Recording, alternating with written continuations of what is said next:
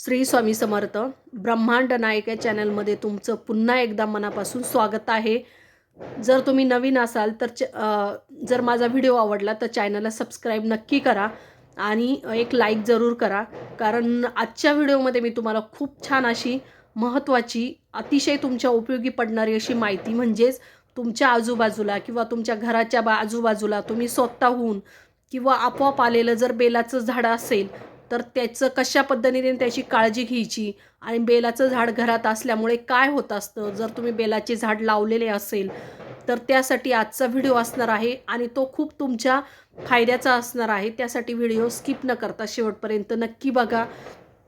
तर बेलाचे पान हे भगवान शंकरांना खूप प्रिय आहे. आता सगळ्यांनाच माहिती आहे आपल्याला का बेलाचे पान हे शंकरांना खूप प्रिय आहे.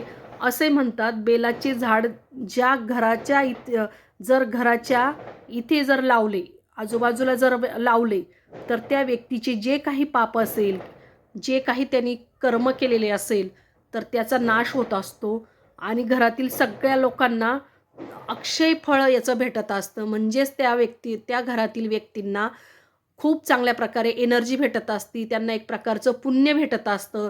त्यामुळे जर तुम्ही बेलाचं झाड नसेल लावलं तुमच्या घराजवळ तर अवश्य तुम्ही बेलाचं एकतरी झाड तुमच्या दारापुढे किंवा तुमच्या आजूबाजूला किंवा तुमचा बगीचा असेल तिथे तुम्ही लावावं.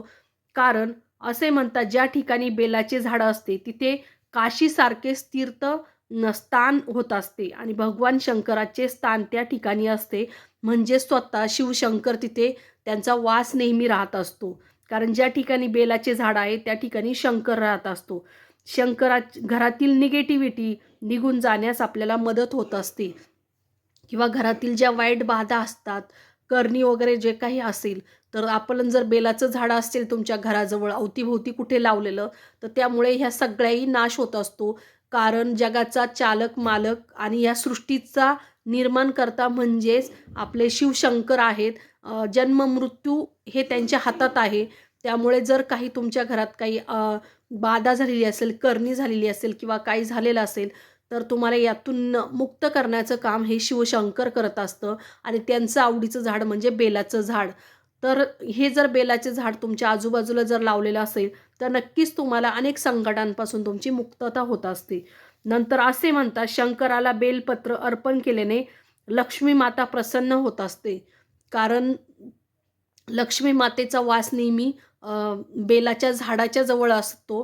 कारण जिथे शंकर असतात तिथे. आणि वास्तुशास्त्रात असे सांगतात की बेलाचे झाड हे घराजवळ लावल्याने सगळ्या शक्तींचा नाश होत असतो.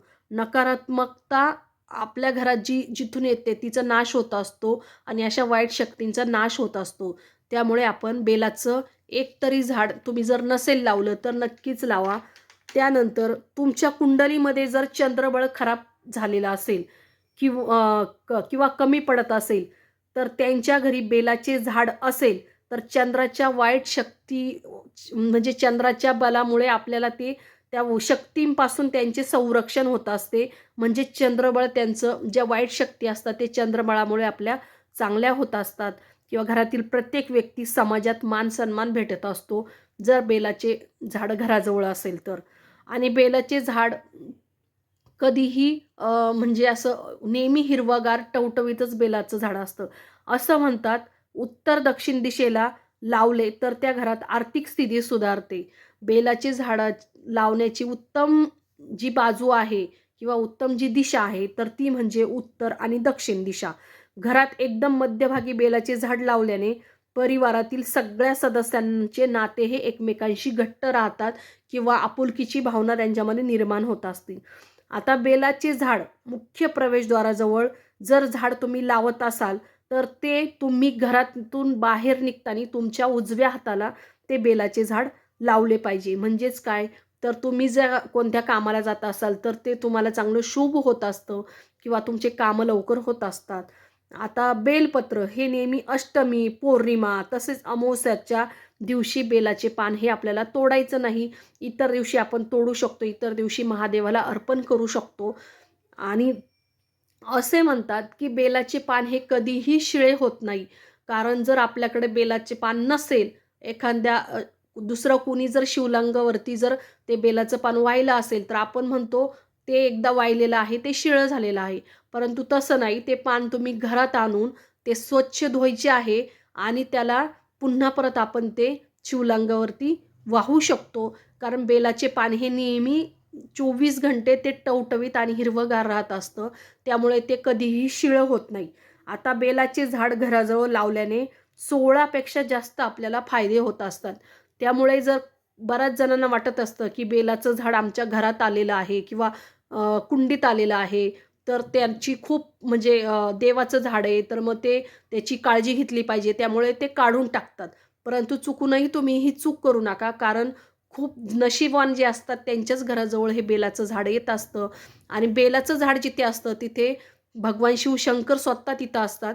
त्यामुळे नक्कीच तुमच्याकडून जितकी जास्तीत जास्त सेवा होईल तेवढी करा. परंतु बेलाच्या झाडाचे नियम पाळा आणि बेलाचं झाड चुकूनही तोडू नका. ते तुमच्या घराच्या दृष्टीने चांगलंच आहे. श्री स्वामी समर्थ.